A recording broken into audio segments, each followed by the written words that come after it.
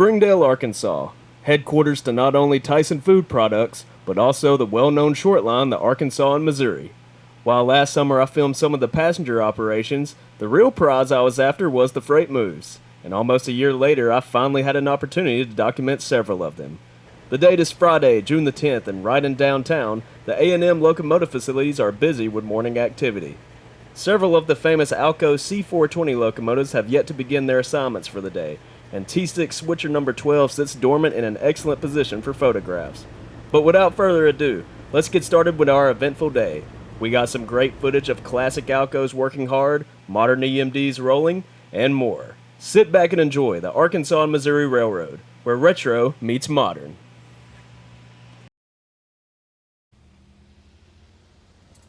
It is shortly after 8 a.m. and we are set up south of the yard and locomotive facilities to capture today's passenger train. It's heading southbound to Van Buren. As I mentioned in the beginning of the video, Springdale is the HQ of Tyson Foods also. If you search Tyson Foods in Springdale on Google, you'll find that the map is littered with pens. One of those pens is here on West Shady Grove Road. A Tyson-owned feed mill makes for a perfect backdrop for the curve. Two Alco C420 locomotives were leading the train, number 44 and 68. Both of these locomotives were built in the mid-1960s. This would be the first and last passenger shot of the day. Next, we would focus on the freight trains for the rest of the day.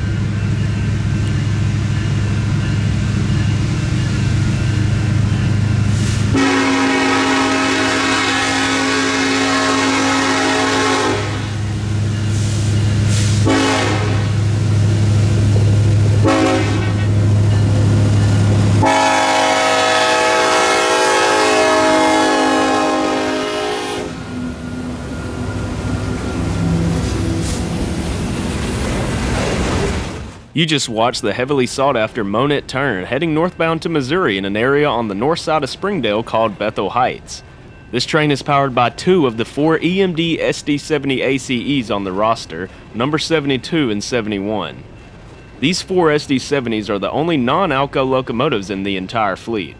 A&M 70 and 72 are both in the modern A&M paint scheme. On the other hand, you have the second motor, number 71, nicknamed the Red Rocket for obvious reasons. The last ace, number 73, was in a good spot to snag a photo or two. I'll give you 3 guesses on what railroad it used to serve. Continuing northward, the town of Rogers, Arkansas has no lack of pride for its railroading history. Before the current era of the A&M, Frisco locomotives used to run up and down this line. Everywhere you look in this town, you can find the Frisco logo. I even saw a tattoo parlor called Frisco Tattoos. The turn is heard blowing its horn another crossing down as it creeps through town. In Missouri, the A&M will interchange with the BNSF. This train runs Monday through Friday. While today's train was no slouch, I've seen videos and pictures online of the Monett turn triple the size of this one. This was the reasoning for the Arkansas and Missouri to acquire the Aces for their growing business. Sand is a very common commodity transported on the A&M. The first 14 cars of the turn were sand cars. 10 of them will be dumped a few miles south of Monett. The sand comes from the Arcola Sand Company's quarry in Van Buren. A&M transports sand to several locations on their line and personally dumps it for their customers. Later, we will see a local job serving one of these customers.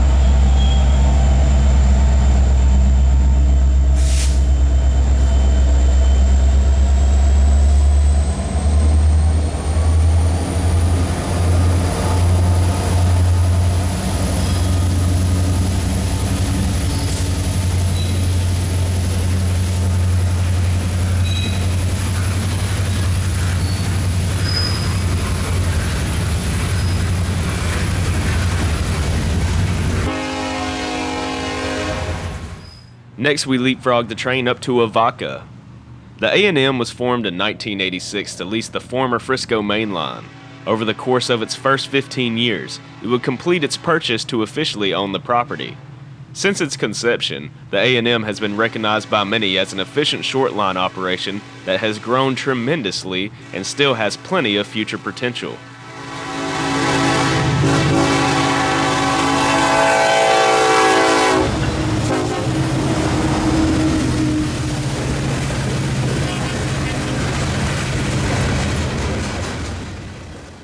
I mentioned sand earlier, but that's just one of the many products hauled on the A&M.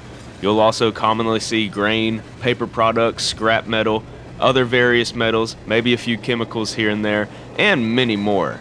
You've also probably already noticed that the A&M has some interesting features compared to your typical Class 1 SD70. First thing is the LED headlights and ditch lights. Second is the bell placement on top of the cab. While they are not functional due to the Aces already being equipped with the typical E-bell, they were placed up there as a tribute to the Alcos. That's a pretty cool nod to me.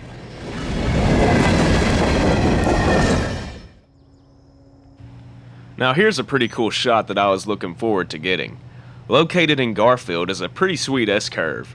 With our duo of Aces battling the upward grade as they approach the Missouri state line, this would make for a great video as they slither through the curve.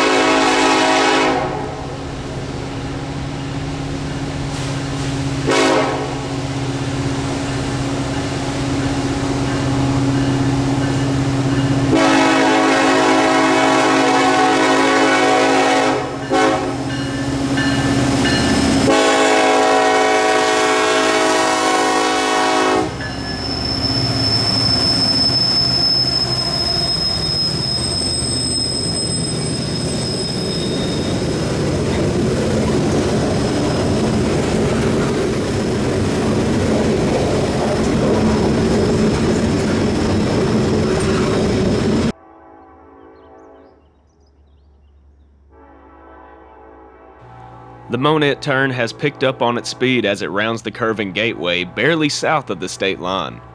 Once it passes us here, we'll pace with the turn in Missouri before calling it a success and heading back south to film some of the Alcos.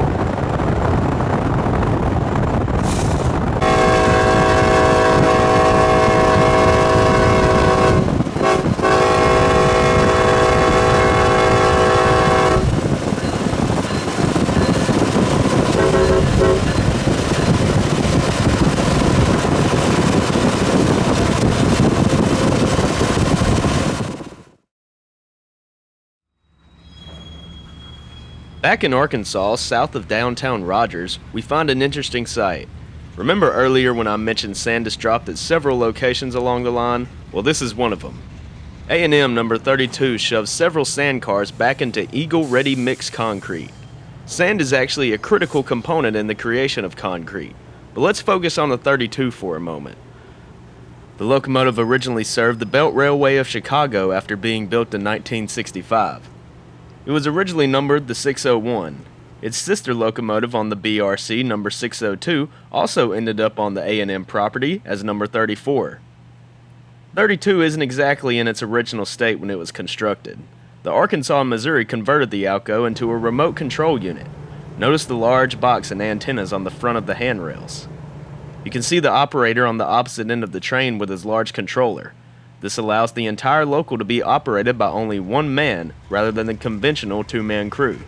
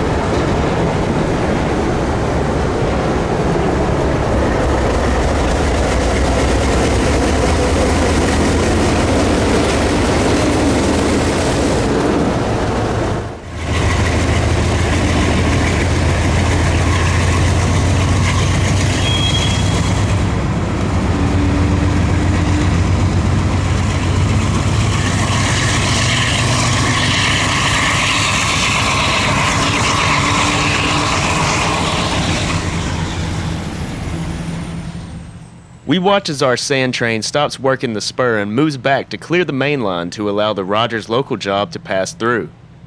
Leading is Alco C420 number 42, still in its maroon, yellow, and silver paint scheme from the Ohio Central.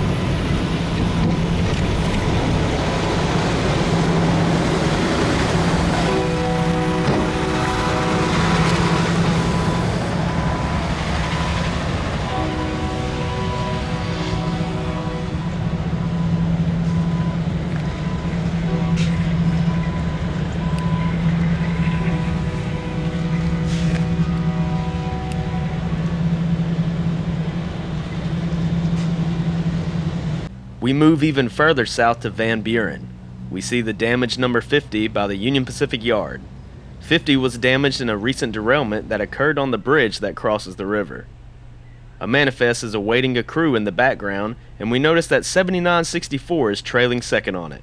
This GEVO was once recognized as the 5,000th GEVO ever built with special decals, but unfortunately, it just looks like a standard UP locomotive. Across the river in Fort Smith, we get a quick run-by of a trolley running through town. The Trolley Museum still has several pieces of equipment capable of running through town.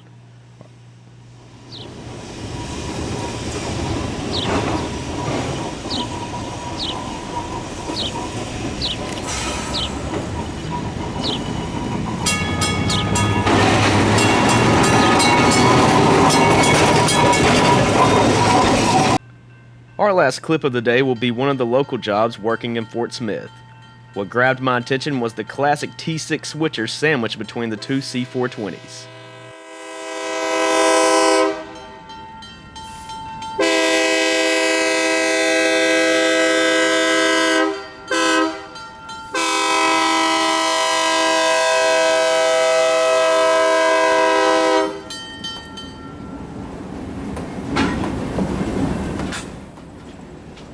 Hopefully y'all enjoyed the video as much as I did making it.